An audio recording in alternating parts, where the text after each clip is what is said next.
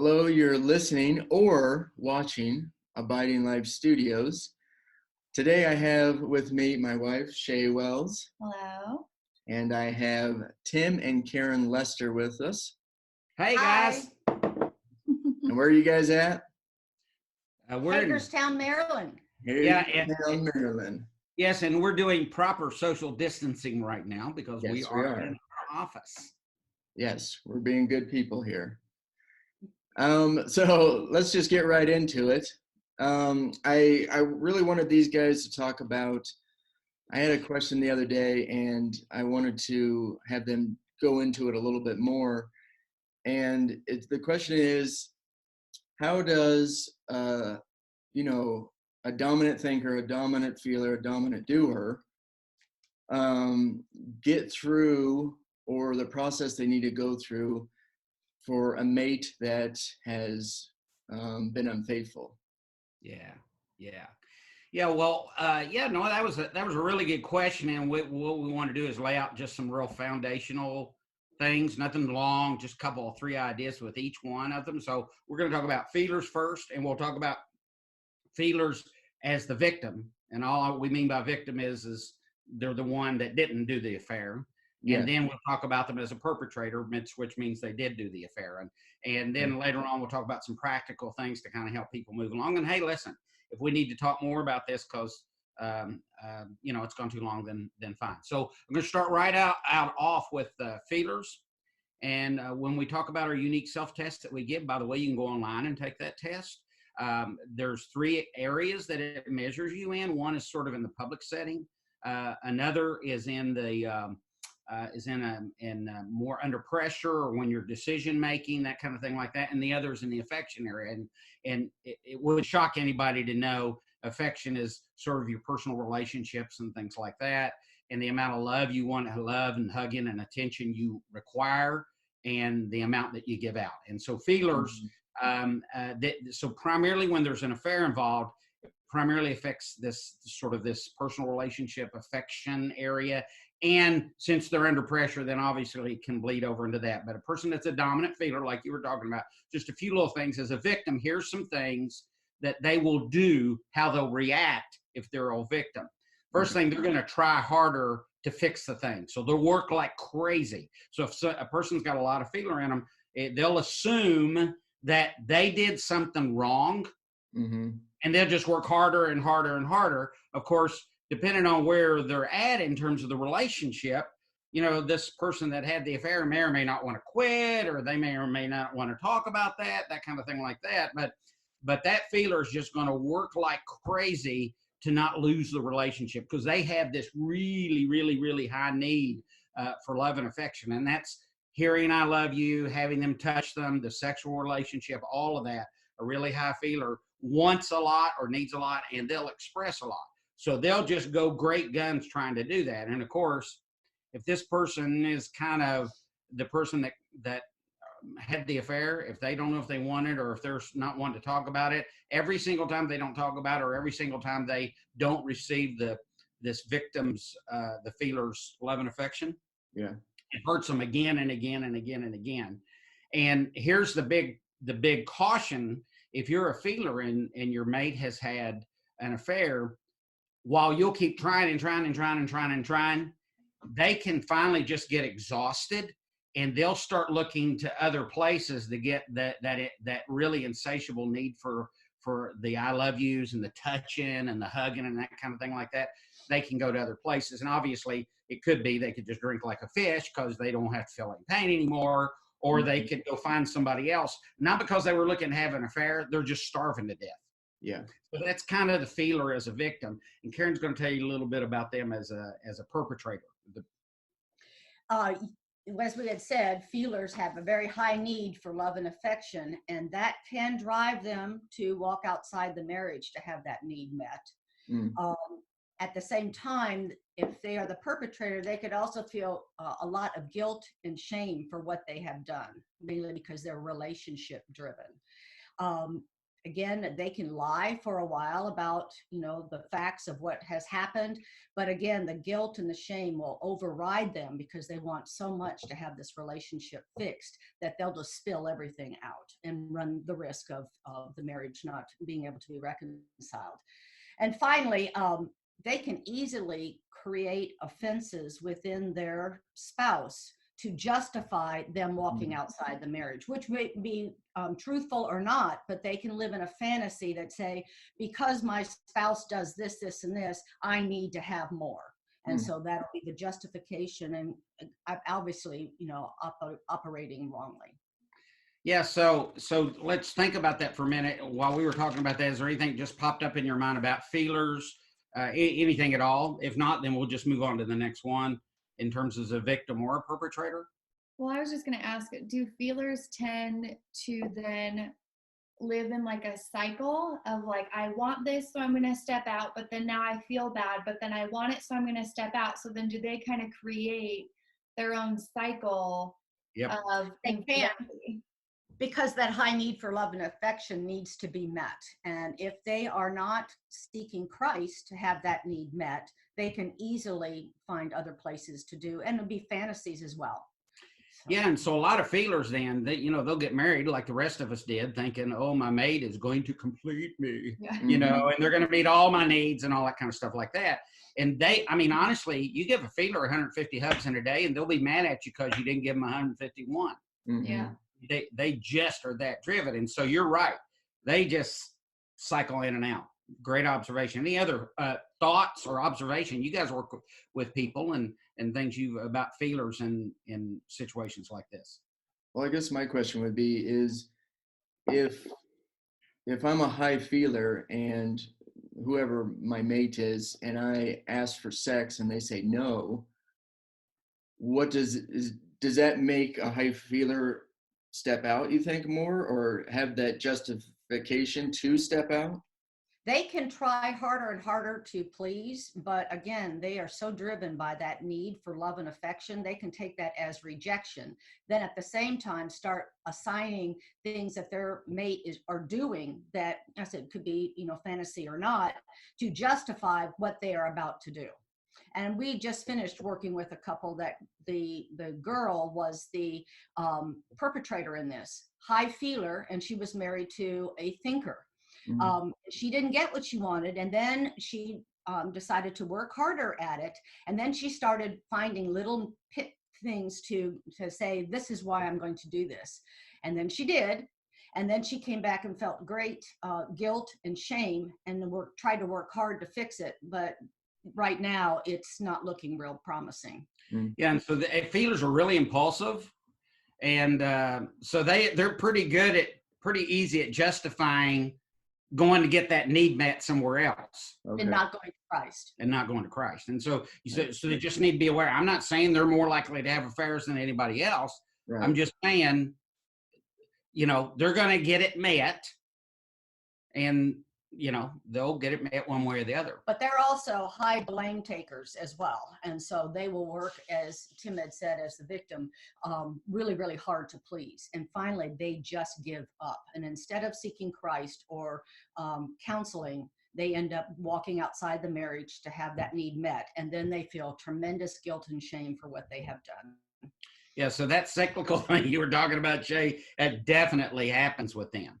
So, well, let's move on to did you have another question? One more thing to say, and maybe cover it down the road, but I'm just wondering if, sorry, she's trying to read my words and I don't have anything right. My question, I guess, would be is, do you think I've heard this from a lot of men, but I don't know if this is all men or is it just all unique self, or it's everybody and they just don't talk about it.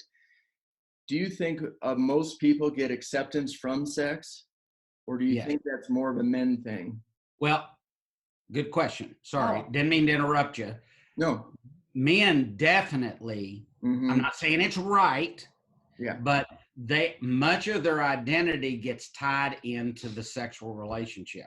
Right. Now, where this gets muddy is because it is true that men are driven more. I mean, they are initially stimulated in a sexual way by visual, and women are primarily initially stimulated by the emotional connection. I'm not arguing that. Right. That's true, and everybody that knows anything about this would agree with that. A lot smarter than any of the four people in this circle. But we need to recognize that men, either rightly or wrongly, place a huge amount of their identity in their sexual relationship. Absolutely. And if they're not, quote unquote, getting it, not to be disrespectful, then somehow something of them as a man is not complete. Yes. Now, of course, the problem is, and this is why we've heard it so much, is so then men sometimes will use that as an excuse to go out and have sex with somebody. Or watch porn. Or watch porn. Right. But that also works for women as well. We are emotional beings, and we like to, if we are initiating, or even if we are not, we still need that as well to know that we have value and we, look okay to our spouse. And so if we don't have that, we can easily want to walk out of the marriage to get that assurance that I do have value with the opposite sex. Yeah. And the other thing for women's, this has changed now because we have so many different medias, but I'll use the example of it. Whereas porn for a man might be, and I'm not trying to get off into the porn thing, but porn for a man might be this thing where he fantasizes about him being amazing, right, and therefore his identity is restored. That's why romance novels have always had their place, even if people are watching them on a movie rather than reading them if they're not readers, because I can get a woman emotionally feels connected to all that. And so it's her porn, no disrespect to the women. Right. Okay. All right. So next would be the thinkers. And I'm going to have Karen talk to you about the thinkers as the victim. Okay. Well, thinkers are in their mind a lot. And so they can easily hold a grudge for forever if they want, because they keep playing the offense over and over in their mind. And then it justifies what they are feeling. When actually having to confront the other person, they want to know every detail. They'll withdraw for a while and have a lot of questions, but then they want to know every single detail and facts of where it happened, how it happened, all of that. Thinkers naturally have a low self-esteem. And so in affection area, the offense could be something that they really can't live with, because it justifies how low they feel about themselves. So if somebody's walked out of the marriage, it only starts to affirm, I am really not lovable. Right. And so that can get a feeling in there too. And finally, thinkers have a high need for trustworthiness, and they expect that loyalty and trustworthiness, not only of themselves, but of the person that they are married with. And sometimes when that is broken, it is so tough to get past that. Now, God can do anything, but again, for a thinker, they may not be able, they'll forgive, but they may not be able to risk again that deep level of hurt. Because they only have a few close friends. And if we're talking about a spouse, they expect that trustworthiness and that loyalty to be lived up to as they are doing themselves. Right. And so once that's broken, then if they really want that marriage back, they're going to have to get counseling, and Christ is going to have to work within them for that healing. And we're going to talk a lot more about that. But again, that thinker, he will replay or she will replay that offense over and over and over again. Mm-hmm. Yeah, and so thinker victims, really, if they're a woman, they have two things going against them. People don't know this. Women naturally are blame takers. They may, with their words, say, you did this wrong, you did that wrong, but internally, they're blaming themselves all the time. That's what women do. Well, and the feeler will do that as well, because they're so relationship driven that they will try and try and try again, blaming themselves that it has to be something wrong with me. And if I do this better, then they will not do that again. Right. But so then the thinker, so if you got a woman who's also a thinker, so she's got two shotguns coming at her. Yeah. And they're aimed at herself, not at other people. Yeah. And she pulls the trigger on them because she assumes exactly what Karen had just been saying. So that's sort of them as a victim. Right. Because again, they really, because of their low self-esteem, they will look at that affair as, I must be what I feel internally about myself at any one point. I am unlovable, unacceptable, and here's my spouse just walked out of the marriage, which only goes to prove what I'm thinking about myself. It proved it, yeah. And so if you've got, let's say, whether it was a man or a woman, that's the thinker, that's the victim, the person, generally speaking, when people cheat on their mates, they're not all that excited about talking about that. Even if they're gonna, be faithful to the marriage and that kind of thing like that, they don't get up in the morning and go, you know what, I really need to do the hard work of restoring this relationship. They're not going to do that, or they don't want to do that. And even that sends a message to this thinker that I'm not worth the time, energy, effort, to engage in this thing. I think that they would just feel like they got blown off, because again, as a victim, that thinker wants to know the details after they've thought through some of the questions they need. And if they are married to someone who doesn't really want to go into the details about it, they will again take on that image. I must not even have any worthy to even talk about. A funny but not so funny word of caution. Thinkers do turn things inside, and they're the ultimate stewards. They just think and think and think, like exactly what Karen was talking about. But they are highly capable of an explosion, like an anger explosion. You don't want to be around them on the day when they have that explosion. Because they've thought it completely out. Yeah, exactly. And so they may act perfectly, clean the house perfectly, take care of the kids, all those kinds of things. And then all of a sudden, everybody's surprised when they see the 2x4 coming at them, from the side of their head. Excuse me. Now, so let me talk to you about them as a perpetrator, and then you guys maybe have some questions, or you guys, again, you work with people, so you may have some comments that you've seen with individuals. As a perpetrator, the thinker, remember Karen said that their trustworthiness and loyalty and all of that is incredibly important to them. And this is whether it's a man or a woman. And so for them to go outside the marriage, I don't know that I've ever run into a thinker that has an affair that didn't have something happen that they really felt like the trustworthiness and the loyalty and the covenant, if you will, or the promise, or even if they weren't married, there's plenty of people live together that aren't married now, that they feel like the implied commitment that we have with each other is somehow been broken. Even if it's just a feeling that something has happened would drive them to do that. It doesn't mean that something did happen with the other person. But again, that loyalty and trustworthiness is a big, important factor in the thinker. And so there's that piece. So if they did it most of the time, maybe we'll find somebody, but most of the time, the mate, and probably before they got into the relationship, has really broken the covenant, the promises that they've made to each other to remain loyal.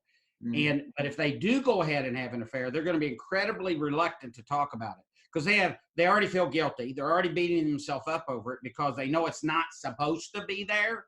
Right. So they're going to be reluctant to talk about it. Well, they cross their line. Yes. Yeah, they cross their own line. Trustworthiness. And so they're not going to want to be ready to share that. And then you've got this, if they feel that they've not lived up to the expectations in the marriage, like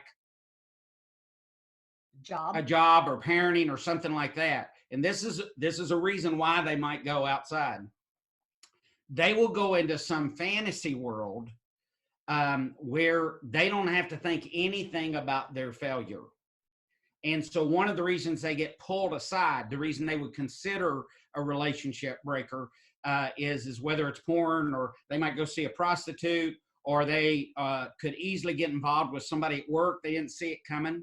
There's a book out there, and I don't even remember the title now, or I'll tell you what it is, but it's research it's been done, and it's only gotten worse since then, that 86% of affairs happen with people that you already know, like in the workplace or in your sphere of influence. And catch this, they all start out with the two people sort of commiserating with each other that, oh, you need to hang in there. I know you love him, or I know you love her. So they actually start out trying to help each other, and then they end up falling in love. Well, that person also can be building the confidence up and they feel very valued in that person's presence. Whether I said if it's porn or something like that, then that's a fantasy. But if it is somebody in the workplace, that relationship has already been established, and so they already feel acceptance and praise there. Where in the marriage, and the wife or husband may not even be saying this, but they feel through failure in a job or the parenting skills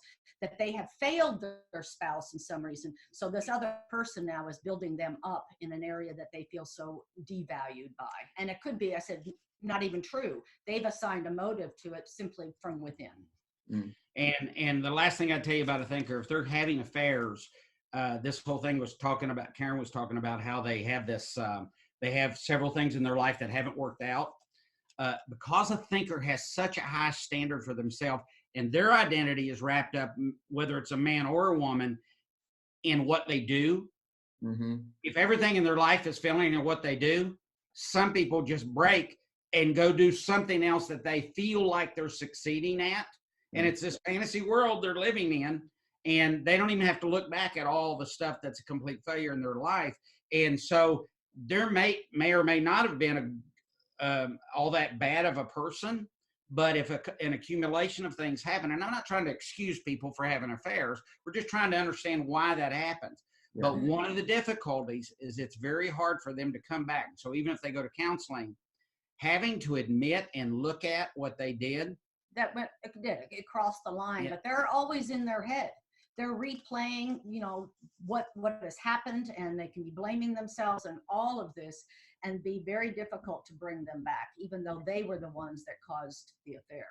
So that's kind of an overview of them. So any thoughts or input or thinking about thinkers either as victims or as the perpetrator? Well, I think I already know the answer to this, but a thinker is a long lister, right? Yes. Yeah. So yeah.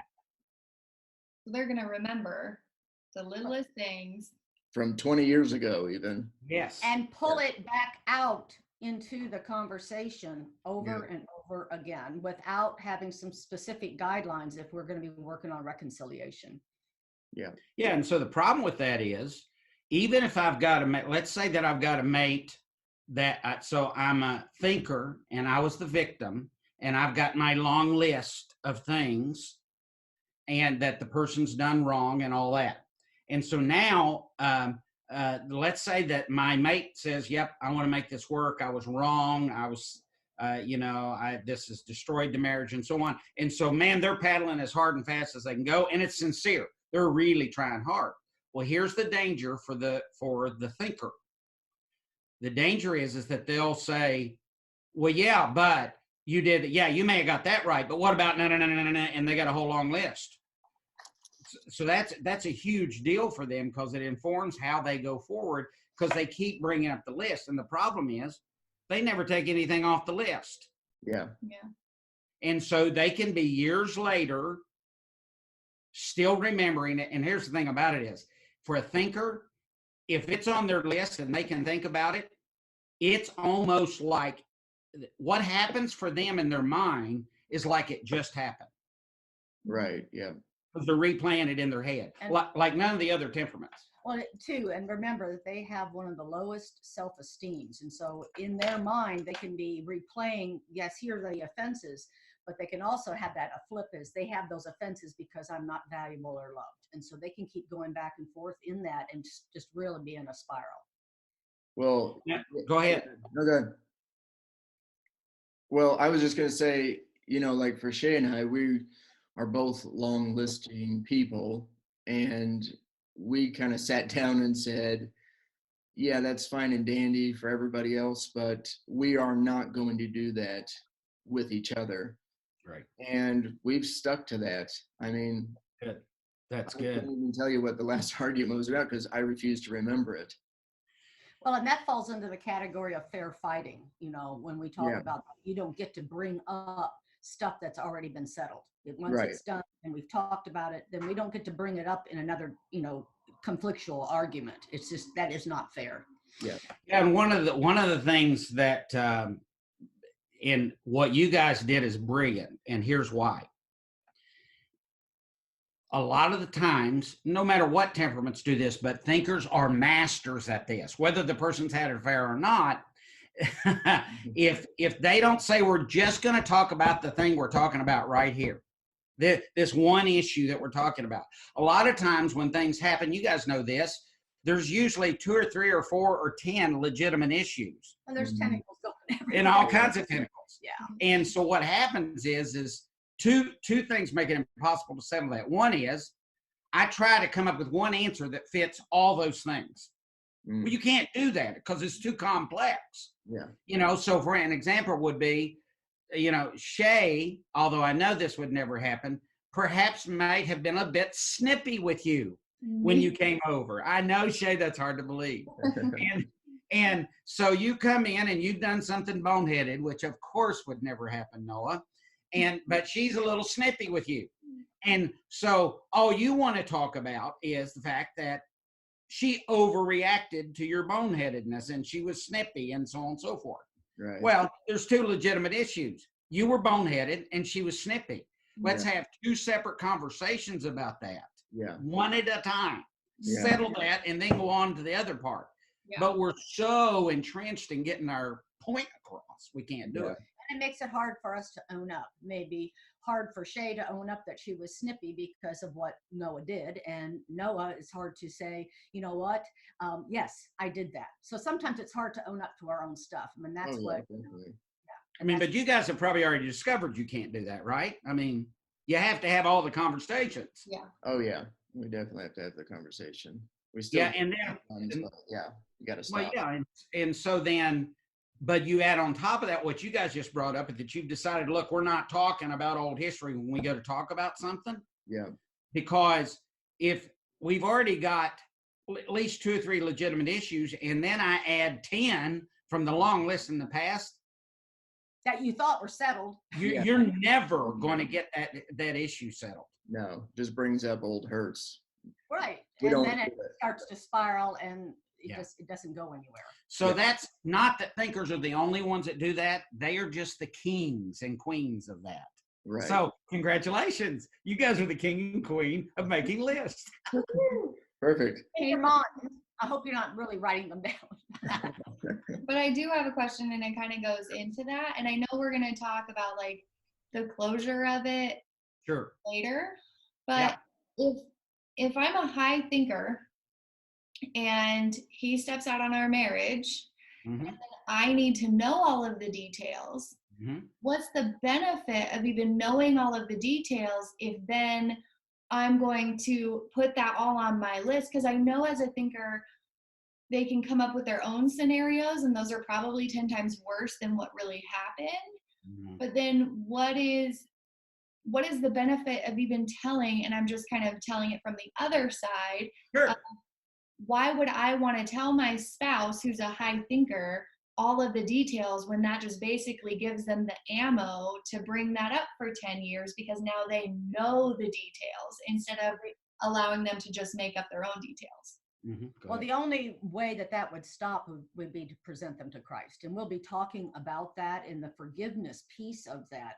But I think as a thinker, you being wanting to know all the details just because you would, as you had said, replay them in your mind, you'd fill in what you want to fill in, and it could be much worse than what it is.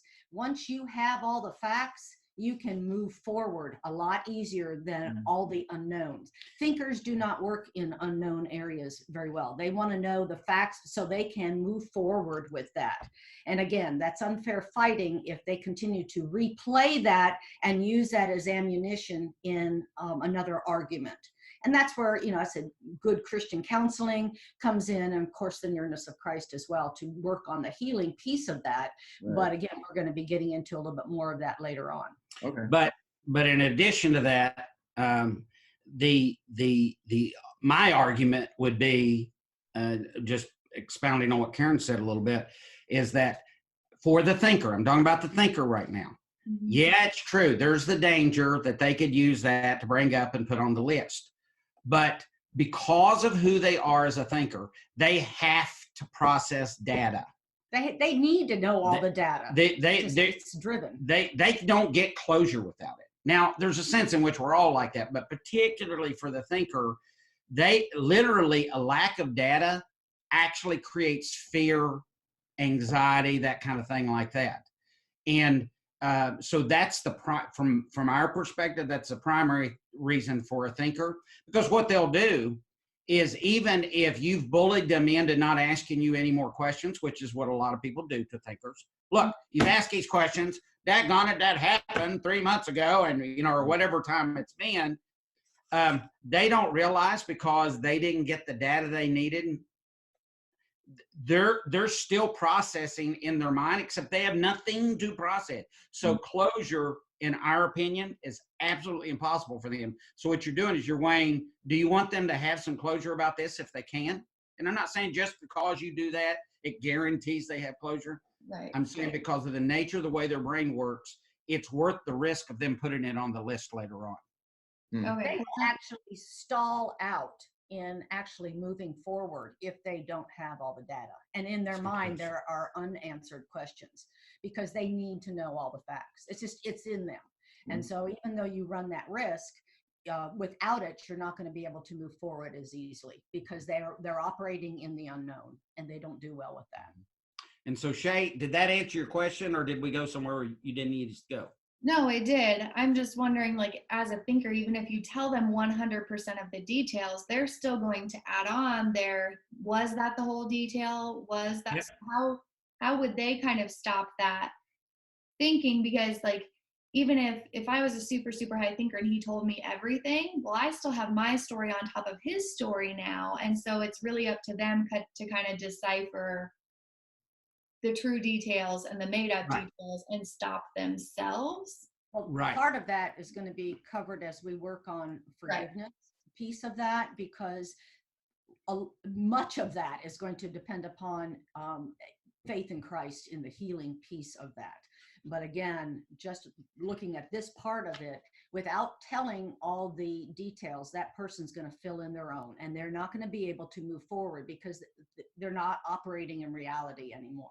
Right. So in order to move forward, we need to disclose all that's being asked of them to disclose, and even more than if you have committed that, walking out of the marriage, you need to disclose everything. And that person, if they're the thinker receiving it, needs to have all that as well. Yeah. And so ends up being two parts then, Shay.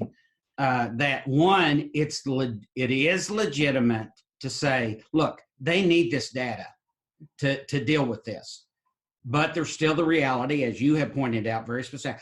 Even if you give me all that data, I'm going to want to attach other things and wonder about other things. Well, now the responsibility shifted from the perpetrator giving him the data to the individual, because if they do poorly once they have the data, that you can make that choice, but you don't get to do that choice and keep your marriage, because it'll drive you mad. Well, then you work on the forgiveness piece of that, and that's what we wanted to pick up the next time.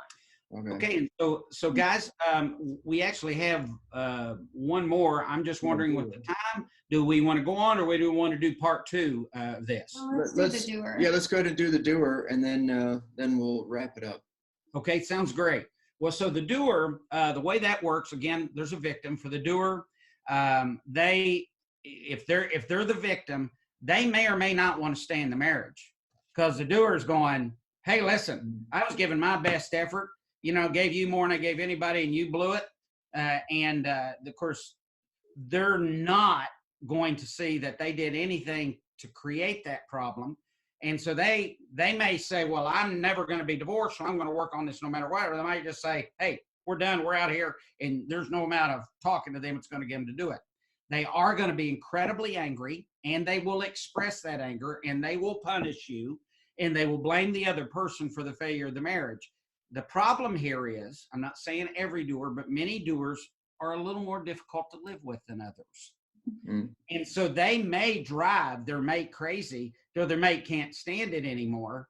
And they're never the doer. If they're the victim, in other words, they didn't do the affair, they're never going to want to talk about anything in their part of the marriage that was wrong. All they want to talk about is you went out and got with another man or another woman. Right. They have a tendency to make you pay for this for the rest of your life. I mean, you're going to pay and you're going to pay. And it's very simply because they can't stand to be embarrassed. You know, they're in charge of the world and whatever my world is involved. And the only other thing I would tell you is somebody they trust, they need to invite into their life to speak to these, even if it's not in front of the person that had the affair, that says, will you help ask hard questions about, did I do anything to contribute to this? I understand the other person had the affair, but what did I do to throw gas on this? Mm-hmm.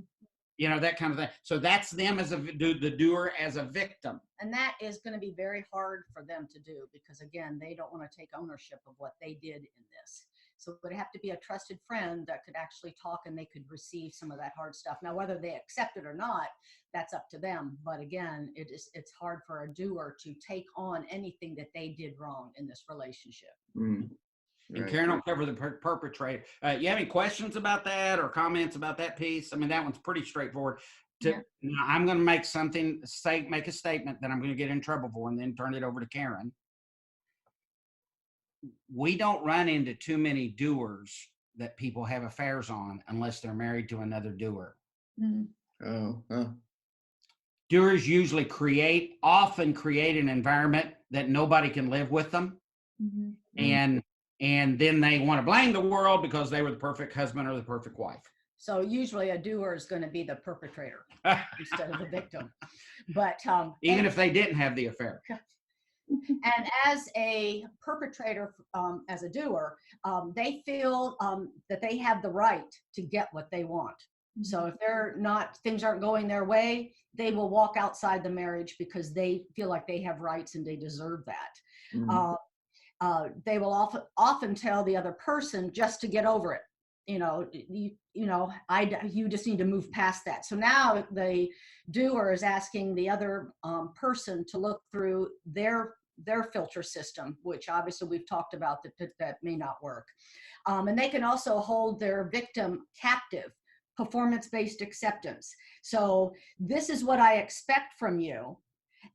But the bar is always changing. And so if they don't do what that person has told them to do, I did this affair because you didn't do this. So if you do this, then I won't go out I won't do this anymore, except that bar keeps changing, which leaves room for more affairs and come back. Well, you didn't do, but maybe they added 3 or 4 more things on the list. So now that poor victim is really captive to the offender.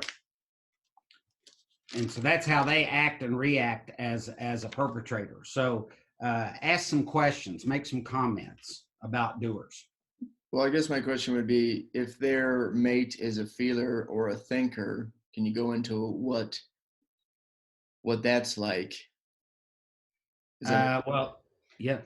It could push that feeler into having an affair, because if she can't get it right over and over and over again because the bar keeps changing, she could easily walk outside the marriage as well. And that could be in several different ways.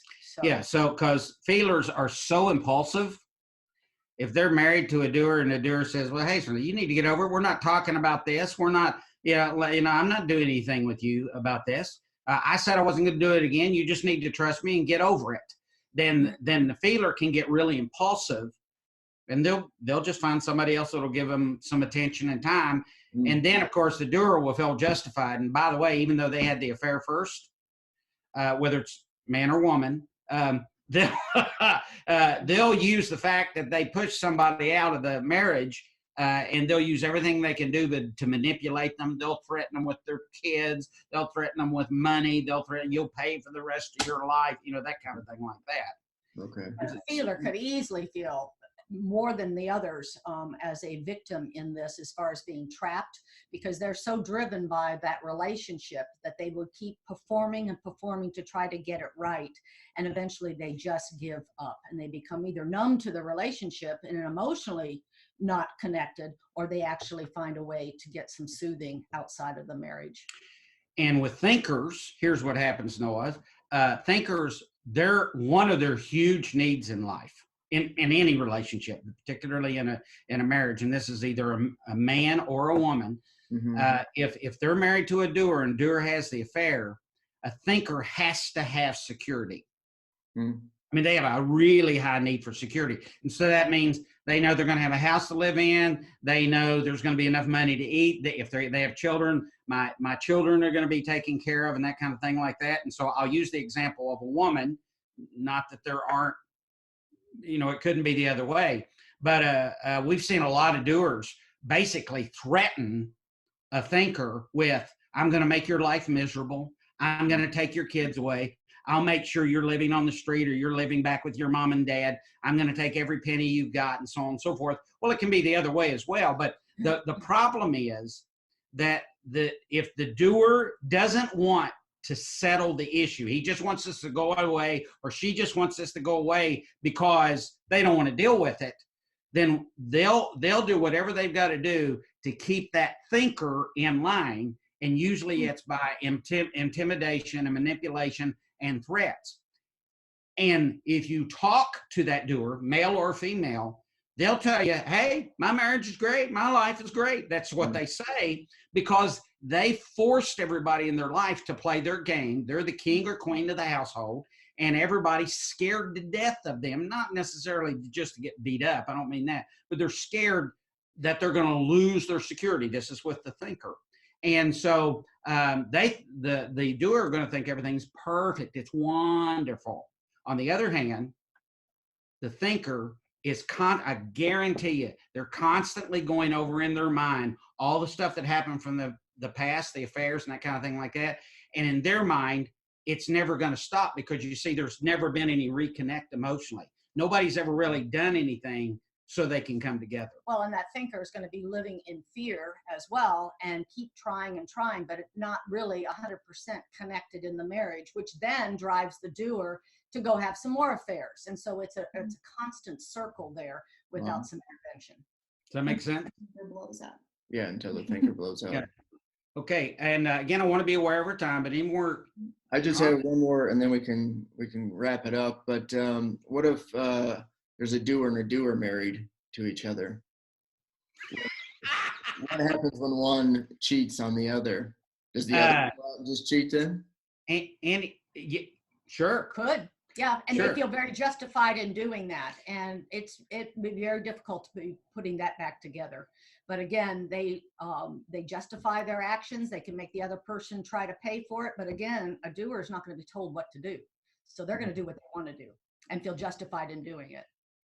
Wow. So both could be having. It's all out war, and if you're their friends, don't you dare let them corner you. Either one of them corner you, because they'll try to enlist you in their plan. Yeah, and they're going to throw the other want. person under the bus easily, and they want to rally people around them that think that way. Yeah, because doers like to use people, right, to Yes. get what they need to get done. Yes, and so they're immediately going to go to their sphere of friends to turn all of those friends against the other mate. Yeah. If because then they feel, just see, all of my friends agree with me. Well, the other person has friends too. So, Yeah, and then the other doer does the Yeah. same thing, and there's the war on hand. So I know we're going to close this off, but I would encourage two things. First of all, for you and Noah, that you guys kind of think through. I realize we just kind of laid out a foundation, and we're trying to be quick, but like always, I'm never quick about anything. And so you guys think through some more. Let's talk about in part two some of the applications of this. So that's one thing. Yeah. Second thing is, we're going to talk about, if I've got two people, regardless of what unique self they are, how can they start to rebuild this thing? What are some just really practical things they can do to rebuild this thing? Because I don't want to leave people hanging about that. So that's what we'll talk about the next time. And the last thing is a disclaimer, and it's just this. We actually believe that there's a way that a person's thinking and feeling can be changed, and it isn't them. Yeah, we've seen people try and try again to get a positive mental attitude, to change their mind, to change their thinking, to whatever. And at some point along the way, and maybe it's a part three, I actually think that happens in a very supernatural way, because people are always asking, what in the heck does Jesus have to do with anything? And I'm probably not supposed to use the word heck. But the bottom line is, I think there's something that we need to talk about how thinking and feeling changes. Well, a lot of times those people will come and say, I really want my marriage. I want a new marriage. I just don't know how to get past the unforgiveness. I don't know how to get past what happened to me, all of those things. But if they really, really want to work on the marriage, that would be a supernatural. And we have ways of guiding them through that, but that's going to be Christ within them, helping them to guide through that unforgiveness and the bitterness and start to fade. So they are really, really rebuilding their marriage. And we said we have steps to bring them through that, but they both need to want that. Right. So, Yes. guys. And and that's what made me think of it. Like when Shay and I were going through our hard time, on paper, anyone, if you would have showed anybody, they'd say divorce. Yeah. You know? We had people tell us that Yeah, we had many people times. say, and the thing that I was in my own thing and Shay was in her thing, but the thing that God kept telling Shay was just love him. Yep. And that's the only way we're still together is because of Jesus. So yeah, and so get it. I agree. And I mean, we know you guys' story, so I think there'd be value in hearing you, maybe not the next time, but talk about some of those really supernatural things that happen, because I just want to hurl, and I know I'm not supposed to use that word either. I want to hurl when I hear people say things like, well, what in the world does Jesus have to do with anything? Or what's God doing in people's lives? He's just kind of up there. Yeah. You guys, and I don't have to tell you how amazing you are. You already know I think you're amazing. But what's really amazing is how messed up the two of you were in some of your thinking and your feeling towards each other shifted radically. And I'm the guy that's saying you didn't do that. No. And you guys did not do that. Absolutely. Well, too, we've heard people say, well, God wants me happy in my marriage, so I don't think I need to be married to this person. And so they try to justify it that way as well. And that's simply not true. Yeah, and so, obviously we're hoping they're sitting in a counselor's office when they're saying that, so that we can try to put some disclaimer to that. Well, thank you guys for being patient. Yes. Well, thank you guys for doing that. That's part 1. We'll do another part 2 very soon. Thank you for listening, and thank you for watching Abiding Live Studios. Thanks again, guys. See ya.